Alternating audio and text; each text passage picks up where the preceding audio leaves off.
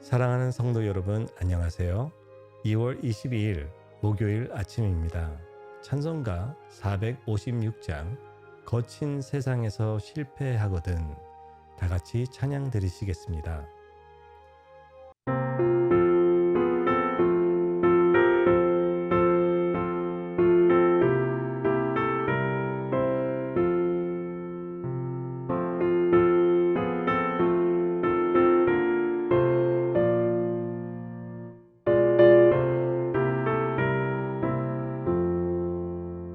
거친 세상에서 실패하거든 그 손 못자국만처럼 고된 일하다가 힘을 얻으리 그 손 못자국만처럼 그 손 못자국만처럼 그 손 주가 널 지키며 인도하시리 그 손 못자국만처럼 내가 어둠 속을 걸어갈 때에 그 손 못자국만처럼 주가 참 평안을 내게 주시리 그 손 못자국만처럼 그 손 못자국만처럼 그 손 못자국만처럼 주가 널 지키며 인도하시리 그 손 못자국만처럼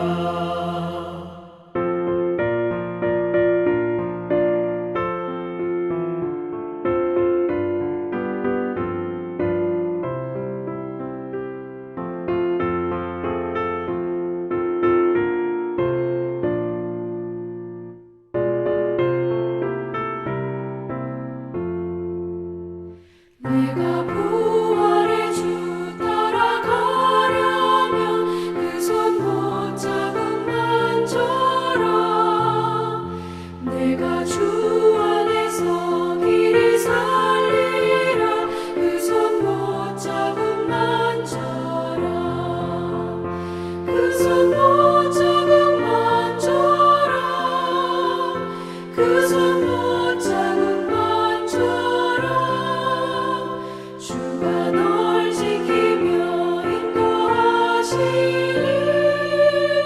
그 손 못자국만처럼 너의 죄악의 짐 무거울 때에 그 손 못자국만처럼 마음 문 열고서 주를 모셔라 그 손 못자국만처럼 그 손 못자국만처럼 그 손 못자국만처럼 주가 널 지키며 인도하시리 그 손 못자국만처럼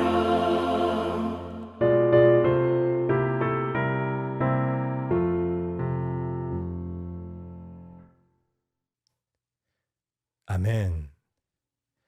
하나님께서 오늘 우리에게 주시는 말씀은 마가복음 16장 1절에서 8절입니다. 안식일이 지남에 막달라 마리아와 야고보의 어머니 마리아와 또 살로메가 가서 예수께 바르기 위하여 향품을 사다 두었다가 안식 후 첫날 매우 일찍이 해 돋을 때에 그 무덤을 가며 서로 말하되 누가 우리를 위하여 무덤 문에서 돌을 굴려주려 하더니 눈을 들어본즉 벌써 돌이 굴려져 있는데 그 돌이 심히 크더라. 무덤에 들어가서 흰 옷을 입은 한 청년이 우편에 앉을 것을 보고 놀라매 청년이 이르되 놀라지 말라, 너희가 십자가에 못 박히신 나사렛 예수를 찾는구나. 그가 살아나셨고 여기 계시지 아니하니라. 보라, 그를 두었던 곳이니라. 가서 그의 제자들과 베드로에게 이르기를 예수께서 너희보다 먼저 갈릴리로 가시나니 전에 너희에게 말씀하신 대로 너희가 거기서 배우리라 하라 하는지라. 여자들이 몹시 놀라 떨며 나와 무덤에서 도망하고 무서워하여 아무에게 아무 말도 하지 못하더라. 아멘. 오늘의 본문을 묵상하면서 제가 목사가 된 이유를 떠오르게 되었습니다. 제가 중학생이었을 때 예수님의 부활에 대해서 배우게 되었는데요. 그때는 도무지 믿을 수가 없는 거예요. 그래서 그 당시에 저를 섬겼던 전도사님에게 부활은 불가능하다. 어떻게 죽은 사람이 다시 살아날 수 있냐고 따지기도 했고, 이 부분은 제자들이 분명히 만들어냈을 거라고 말한 것이 기억이 납니다. 사실은 그 당시에 제가 이런 식으로 수많은 질문들을 하고 그리고 또 따지면서 그 전도사님을 엄청 괴롭혔던 기억이 있습니다. 지금 생각해보면 너무 죄송한 마음이 드네요. 그런데 그 전도사님도 저에게 시원한 대답은 별로 안 해주고 항상 화만 먼저 내셨던 게 기억이 납니다. 그래서 제가 목회를 시작할 때쯤 어떤 생각을 하게 되었냐면요.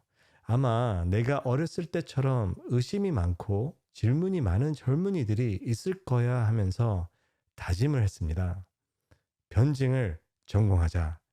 일단 화부터 내지 말고 젊은 사람들을 복음을 더 잘 이해할 수 있도록 돕고 예수 그리스도의 부활과 같은 어려운 질문들을 다룰 수 있는 훌륭한 목사가 되자라는 다짐을 했습니다. 그래서 그런지 역시 목회를 하면서 많은 젊은이들을 섬기게 되었고 그 중에 예수 그리스도의 부활을 믿지 않은 많은 사람들을 만나기도 했습니다. 세상적인 관점에서 부활을 거부하는 사람들의 말을 들어보면 자기네들이 가장 합리적이라고 생각하거든요. 3일 동안 죽었던 사람이 다시 살아난다고 받아들이기 쉽지 않죠. 사실 모든 복음서를 살펴보면 예수님의 제자들도 처음에는 예수님의 부활을 믿는 것을 어려워했다는 것을 알 수 있습니다. 심지어 예수님은 예수님을 따르는 제자들에게 부활의 사건이 일어날 것이라고 미리 말씀하셨습니다. 자신이 죽고 사흘 후에 죽은 자 가운데서 다시 살아날 것이라고요. 그뿐만 아니라 많은 제자들은 예수님이 나사로를 부활시키는 것도 목격했습니다. 그들은 예수 그리스도의 부활의 능력을 이미 체험했다는 것이죠. 그럼에도 불구하고 제자들은 예수님의 부활을 결코 쉽게 믿지 않았습니다. 예를 들어 제자 도마를 보세요. 그는 믿는 것을 어려워한 게 아니라 아예 단도하게 거부했습니다. 요한복음 20장 25절을 보시죠. 다른 제자들이 그에게 이르되 우리가 주를 보았노라 하니 도마가 가로되 내가 그 손의 못자국을 보며 내 손가락을 그 못자국에 넣으며 내 손을 그 옆구리에 넣어 보지 않고는 믿지 아니하겠노라 하니라. 예수님을 따르던 제자들도 주님의 부활을 믿는 것이 결코 쉽지 않았습니다. 그러나 예수님이 도마에게 나타나신 후 도마는 믿게 됩니다. 예수님이 자신을 만지고 상처를 만지라고 말씀하시자 도마는 주님과 주님의 상처를 만지며 믿게 됩니다. 우리가 오늘 부른 찬송이 바로 사도 도마의 간증이 아닐까 싶네요. 그런데 여기서 중요한 것은 예수님이 도마에게 마지막에 하신 말씀을 보시기 바랍니다. 요한복음 20장 29절입니다. 예수께서 가라사대 너는 나를 본고로 믿느냐 보지 못하고 믿는 자들은 복되도다 하시니라. 예수님은 2000년이 지난 지금 예수님을 보지도 만져보지도 않고 믿는 우리에게 하시는 말씀이십니다. 예수님은 우리가 복이 있다고 말씀하십니다. 우리는 참으로 복을 받은 자들입니다. 우리에겐 믿음의 축복이 있습니다. 아멘. 우리는 보지도 만져보지도 않은 주님, 사망 권세를 이기신 생명의 주님을 믿습니다. 아멘. 이건 엄청난 축복이라는 말씀이십니다. 아멘. 그러면 우리는 오늘 이 믿음의 축복을 가지고 무엇을 할 수 있을까요? 오늘 본문에서 우리에게 보여주는 두 가지를 고민해 보시기 바랍니다. 첫 번째는 준비하는 것입니다. 무엇을 준비하냐고요? 언젠가 다시 오실 예수님을 만날 준비를 하시는 겁니다. 마태복음 24장 44절에서 예수님이 우리에게 이렇게 말씀하십니다. 이러므로 너희도 예비하고 있으라. 생각지 않은 때에 인자가 오리라. 예수님은 우리에게 준비하라고 말씀하고 계십니다. 깨어 있으라고 말씀하십니다. 예수님은 제자들에게 부활의 사건에 대해서 정확하게 말씀하셨지만 제자들은 준비가 되어 있지 않았습니다. 오늘 본문에 나오는 무덤으로 가는 여인들도 부활하신 예수님을 만날 준비가 되어 있지 않았습니다. 그들은 입구에서 돌을 어떻게 옮길지 걱정하고 있었고 빈 무덤을 감당할 준비가 되어 있지 않았습니다. 그들이 부활하신 예수님을 맞이할 준비가 되었었다면 천사가 예수님이 부활하셨다고 말했을 때 기쁨과 축제 분위기로 반응했을 것입니다. 그러나 그들은 준비가 안 되어 있었기 때문에 두려워할 수밖에 없었고 이 기쁜 소식을 누구와도 나누지 않았다고 기록되어 있습니다. 그래서 우리는 다시 만날 주님을 항상 깨어 있는 상태로 준비되어 있는 상태로 기다려야 합니다. 즉 예수님이 말씀하신 대로 신부가 신랑을 기다리듯이 우리도 항상 깨어 있고 준비된 상태로 주님을 기다리시기를 주님의 이름으로 축원합니다. 아멘. 그리고 두 번째로 할 수 있는 것은 바로 예수님의 부활, 그 기쁜 소식을 선포하며 나누는 것입니다. 천사가 예수님이 말씀하신 대로 부활하셨다고 말했을 때 이 여인들은 그래, 예수님이 말씀하신 대로 부활 사건이 일어나고 있구나 라고 말하지 않았습니다. 대신 그들은 두려움과 불안에 압도되어 이 기쁘고 위대한 소식을 전하지 않았습니다. 우리는 예수 그리스도의 부활을 우리 주변에 있는 사람들과 나누어야 합니다. 부활은 복음의 핵심입니다. 사실은 복음 없이는 예수 그리스도의 복음을 전할 수 없을 뿐더러 부활 없는 복음은 완전하지 않는 복음입니다. 사실 기독교의 모든 온전함은 예수 그리스도의 부활에 달려 있습니다. 사도 바울은 고린도전서 15장에 이렇게 말합니다. 14절입니다. 그리스도께서 만일 다시 살지 못하셨으면 우리의 전파하는 것도 헛것이요 또 너희 믿음도 헛것이며 부활을 뺀 복음은 복음이 아닌 것이며 부활 없는 복음은 전할 필요도 없다는 것입니다. 그래서 우리가 세상에 나아갈 때 우리는 예수 그리스도의 부활을 포함한 예수 그리스도의 온전한 복음을 전해야 합니다. 세상은 거부하고 싸울 것입니다. 합리적으로 말이 안 된다고 거부할 것입니다. 그러나 우리는 이 기쁜 소식을 끊임없이 전해야 합니다. 아멘. 그 이유는 우리가 이 진리의 증인이기 때문이죠. 복음의 진리, 부활의 진리의 증인입니다. 아멘. 예수님께서 그렇게 명령하셨고 순종하는 우리 모두는 반드시 온전한 복음의 증인이 되어야 합니다. 아멘.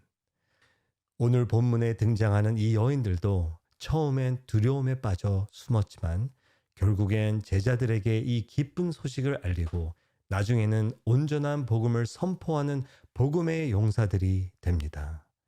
그래서 우리도 초대교회의 제자들처럼 예수 그리스도의 온전한 복음을 선포하며 나누시기를 주님의 이름으로 축원합니다. 아멘. 그리하면 우리가 살고 있는 이 땅에서도 놀라운 부흥의 역사가 일어날 것이라고 믿습니다. 아멘. 마지막으로 보너스 포인트는 사망 권세를 이기신 예수님께서 우리도 예수님과 같이 부활할 것이라고 약속하셨다는 것입니다. 죄로 인해 죽음으로 갈 수밖에 없었던 우리에게는 엄청난 소망입니다. 우리는 이 소망을 가지고 살아야 합니다. 아멘. 베드로전서 3장 15절은 우리가 이 소망을 가지고 살면 이 어두운 세상에서 빛을 결코 숨길 수 없을 것이라고 합니다. 우리를 통해 주님의 빛을 본 사람들은 그 소망에 대해서 물을 것이고 그때 우리는 이 부활의 기쁜 소식을 나누면 됩니다. 결국엔 우리는 숨길 수 없는 언덕에 있는 도시가 될 것이며 세상의 빛과 소금이 되는 것이죠. 이것이 우리가 예수 그리스도의 온전한 복음의 증인이 되는 방법입니다. 다시 정리해서 말씀을 마무리하겠습니다. 우리가 이 땅에서 예수님의 온전한 복음의 증인이 되는 방법은 첫째, 예수 그리스도의 재림을 준비하는 것입니다. 예수님이 말씀하신 대로 신부가 신랑을 기다리듯이 우리는 깨어 있어야 하고 예수 그리스도의 다시 오심을 준비해야 합니다. 둘째, 부활을 포함한 예수 그리스도의 온전한 복음을 선포하고 나누며 전하는 증인이 되는 것입니다.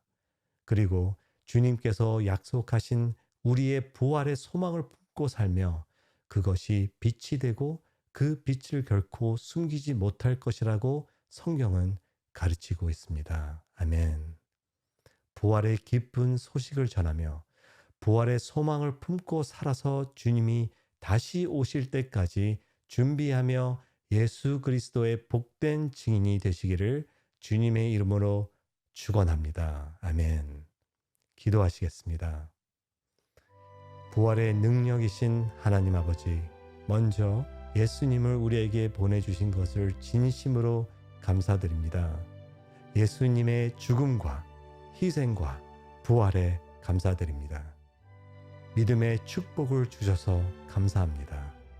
주님을 다시 만나는 날을 항상 기대하며 준비하고 살아갈 수 있는 지혜와 능력을 주시고 이 기쁜 소식을 주변 사람들에게 전할 수 있는 용기를 주시고 부활의 소망을 가지고 살며 세상의 빛과 소음이 될 수 있도록 인도해 주시옵소서.